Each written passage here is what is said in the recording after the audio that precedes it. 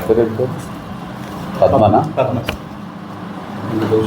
బాలరాజు గౌడ్ తర్వాత ఆంజనేయులు అనేది మన దృష్టికి వచ్చింది. ఇప్పుడు మీరు ప్రచారం చేస్తే చాలా మంది వస్తారు.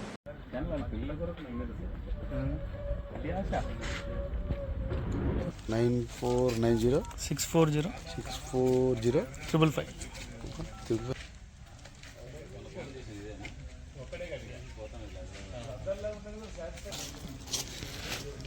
బోర్డు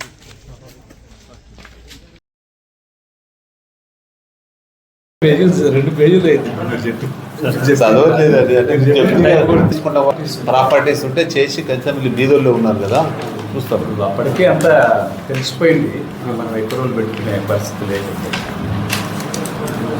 కారు ఉంటుంది కదా, ఎంతో కొంత రికవరీ చూపించాలి వాళ్ళకి. బీదోళ్ళు ఉన్నారు పాపం. వైజాగ్ అండ్ ఖమ్మం ఇద్దరు పట్టుకొస్తే పట్టుకోతాం. ఎస్ఐ ఉన్నాడు కదా, పట్టుకోరా.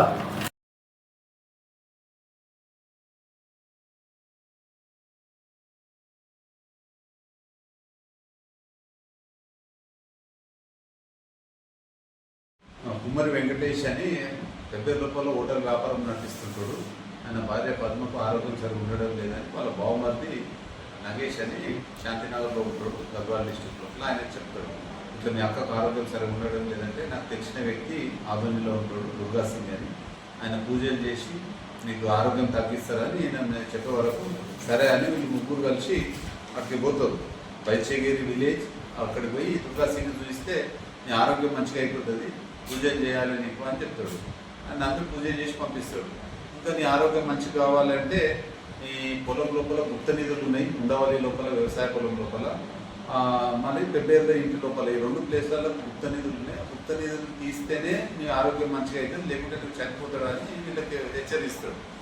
గుప్త నిధులు ఉన్నాయి కదా, దీని నుంచి లాభాలు వస్తాయి కదా అని వీళ్ళు ఆశతోని సరే అని ఒప్పుకుంటారు. దుర్గా సింగ్ ఇంకొక 5 మంది అనుచరులను తీసుకొచ్చి ఈ ఫస్ట్ ఉండవల్లిలో ఉన్న వీళ్ళ వ్యవసాయ పొలంలో గుప్త నిధుల గురించి గుంత దొరుకుతారు. గుంతలో చూస్తే అక్కడ ఏం గుప్త నిధులు దొరికాయి.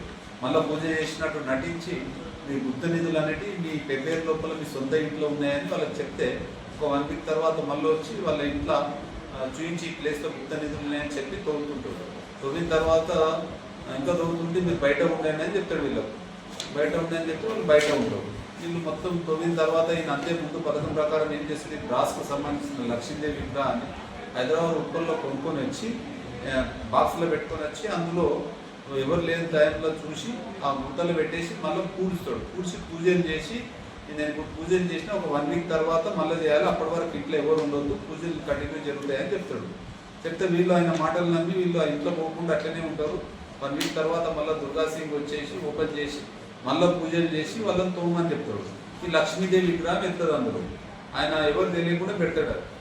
పెట్టిన తర్వాత ఈ విగ్రహం చాలా విలువైంది, 150 నుంచి 200 కోట్ల రూపాయలు వస్తాయి దీనికి, ఇది ఢిల్లీలో, ఆస్ట్రేలియా, యుఎస్లో అమ్మవలసి వస్తుంది అని చెప్తే వీళ్ళు నమ్మి మళ్ళీ దాన్ని బాక్స్లో పెట్టి సీల్ చేసి అట్లనే పెట్టేస్తాడు. వెళ్ళి 1 వీక్ తర్వాత మళ్ళీ వచ్చి ఢిల్లీలో అమ్ముదామని వీళ్ళను ఈ 5 మెంబర్స్ను ఢిల్లీ ఫ్లైట్లో తీసుకొని పోయి అక్కడ లాడ్జీలో పెట్టి చూపించి ఏజెంట్ రాలేదు అమ్మడానికి అని మళ్ళీ వాపసు వస్తారు. అట్లా 2-3 టైమ్స్ అట్లా ఢిల్లీకి పోయిన తర్వాత అప్పుడు వీళ్ళకి డౌట్ వస్తుంది, దుర్గా సింగ్ ఇట్లా మాకు మోసం చేస్తున్నాడు ఏమని వచ్చి తెలుసుకొని వచ్చి ఆయన ప్రశ్నల డబ్బులు ఇవ్వమని అడుగుతారు. అయితే ఈ ప్రాసెస్ చేయడానికి, పూజలు చేయడానికి, ఆ గుప్త నిధులు తీయడానికి, ఇది అమ్మడానికి అని వాళ్ళ నుంచి దాదాపు 10 లక్షల రూపాయలు ఆన్లైన్ ట్రాన్స్ఫర్ చేస్తాడు. మిగతా బై హ్యాండ్గా దాదాపు ఒక 40 lakhs రూపీస్ తీసుకున్నారని వీళ్ళు ఆరోపిస్తారు. వీళ్ళు చెప్తున్నారు. తీసుకున్న తర్వాత వీళ్ళు డబ్బులు అడిగితే ఇస్తా అని చెప్పి కాలయాపన చేస్తుంటే వాళ్ళు వచ్చి కంప్లైంట్ ఇస్తే పెబ్బేరు పోలీస్ స్టేషన్లో ఒక క్రైమ్ నెంబర్ 36/2026 చీటింగ్ కేసు నమోదు చేసి ఈ దుర్గా సింగ్ ఆచూకీ గురించి తెలుసుకొని దుర్గా సింగ్ను పట్టుకొని వచ్చి విచారిస్తే నేనే డబ్బుల గురించి వాళ్ళని నమ్మించి మోసం చేసి ధనం ఉన్నదాన్ని గుప్త నిధులు ధనం ఉన్నదాన్ని నమ్మించి మోసం చేసి వాళ్ళ దగ్గర డబ్బులు తీసుకున్నది తన నేరాన్ని ఒప్పుకోడు. ఈ నేరంలో సంపాదించిన నేరం చేయడానికి ఉపయోగించిన కారు ఒకటి సీజ్ చేయడం జరిగింది, ఒక 2 మొబైల్ ఫోన్లు సీజ్ చేయడం జరిగింది. వీటి విలువ 12 లక్షల రూపాయలు. ఈయనతో పాటు ఈయన సహకరించిన ముకుంద్ కుమార్ను కూడా అరేంజ్ చేయడం జరిగింది. ఇంకా రవిశంకర్, ప్రవీణ్ కుమార్, అనుష, సాయి మాస్టర్ ఈ 4 అబ్స్కాండింగ్ ఉన్నారు. వాళ్ళని పట్టుకొచ్చిన తర్వాత ఫర్దర్ ఇన్వెస్టిగేషన్ చేస్తారు.